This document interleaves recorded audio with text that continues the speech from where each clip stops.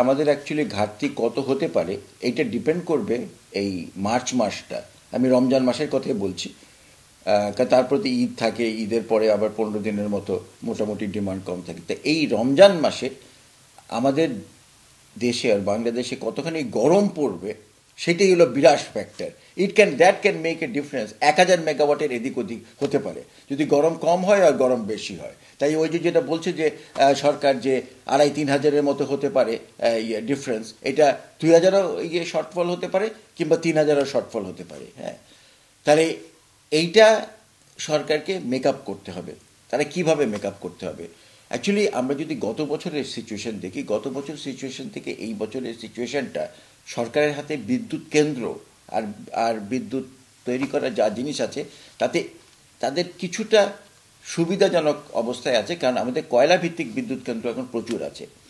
এখন তারা যদি এখন এই যে অর্ডার হয়তো দিয়ে রেখেছে, এই ঠিক সময় কয়লাগুলার যোগান প্রত্যেকটা বিদ্যুৎ কেন্দ্র কয়লার যদি সম্পূর্ণ চলে, ওকে, তারপরে আমাদের এই গ্যাসে যেটা রেশনিং বলে, রেশনিং করে ঠিক মতো পাওয়ার ডেভেলপমেন্ট বোর্ডকে ততখানি তাদের দরকার দিতে পারে। আর তারা যদি মনে করে যে না ঠিক আছে, অ্যাটলিস্ট রমজান মাসে আমাদের যা খরচা হয় আমরা তেলভিত্তিক বিদ্যুৎ কেন্দ্রগুলো ব্যবহার করব, তারা সাশ্রয়ী পদক্ষেপ তো কিছু নিয়েছে। আমি মনে করি তাহলে ওনারা যেইভাবে বলছে এটা সম্ভব। কিন্তু এখানে তো আমি অনেকগুলা যদি বলেছি, ঠিক না, যদি এইটা যদি ওইটা, বাট বাংলাদেশে তো আমরা দেখছি সেগুলো হয় না।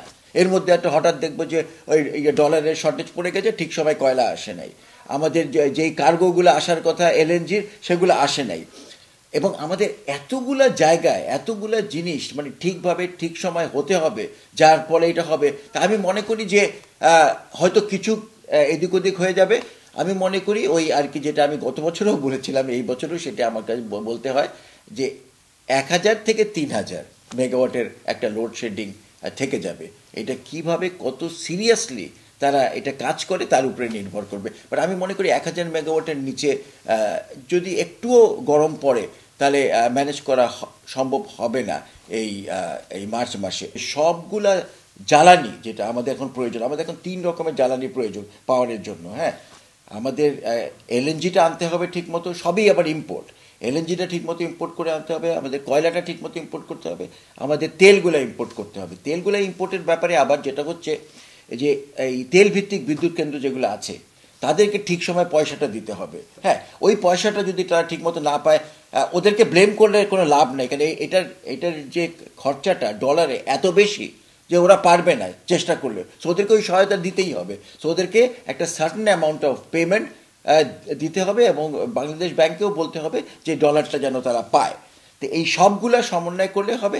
আর কনজারভেশনের একটা পদক্ষেপ নিয়েছে ওই 25 ডিগ্রি এসির ব্যাপারটা। এটা থিওরিটিক্যালি আমি যদি মুখে বলি, ওই বেড়ালের গলায় ঘন্টা পড়াবেকের মতো একটা পদক্ষেপ যদি করতে পারি সত্যি সত্যি এটা, তাহলে লাভ হবে। কারণ আমাদের মেইন এই যে 2000-3000 মেগাওয়াট বেড়ে যাচ্ছে গরমকালে, এটা কুলিং লোড যেটা বলি আমরা। হ্যাঁ, এসি, চিলার, হ্যাঁ, ফ্রিজ, রেফ্রিজারেটার, সব এগুলো সব নিয়ে এই লোডটা। তো এই লোডটাকে যদি কন্ট্রোল করা যায়, আর আমরা নিজের থেকেই যদি আমরা এগুলোকে কন্ট্রোল করি, তাহলে কিন্তু এটা একটা থাকবে। এগুলোকে বলা হয় কনজারভেশন। তাহলে এই আমাদের ডিমান্ডটা একটা সহনীয় পর্যায়ে থাকবে অ্যান্ড পাওয়ার ডেভেলপমেন্ট মিট করতে পারবে।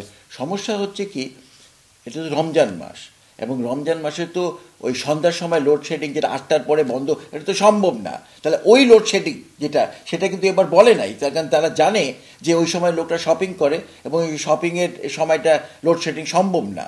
হ্যাঁ, তাহলে ওই যে লোডশেডিং যে দোকানপাট কন্ট্রোল করে, ওইটা কিন্তু আর এই মাসে হচ্ছে না। সেই জন্য ওনারা কুলিং লোডটা বলেছে।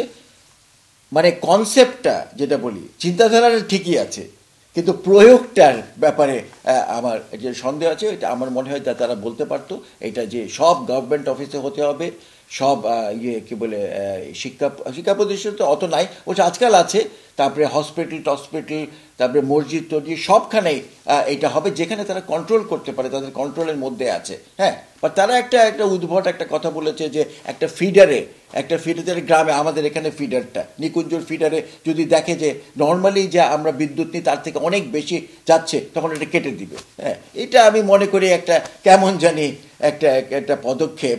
হ্যাঁ, যদি করতে পারে, আই ডোন্ট নো, হয়তো হতে পারে কিছুটা। কিন্তু আমার মনে হয় না এটা একটা বাস্তবযোগ্য পদক। তার থেকে বেটার হবে তাদের যেই সব জায়গায় তারা তাদের কন্ট্রোল আছে এবং যাদেরকে একটা মানে এক একটা বড় প্রতিষ্ঠান, হ্যাঁ, তাদেরকে যদি কনভিন্স করা যায় তাহলে তাদের এয়ার কন্ডিশনিংটা একটু কমে রাখতে, তাহলেই এটা হতে পারে।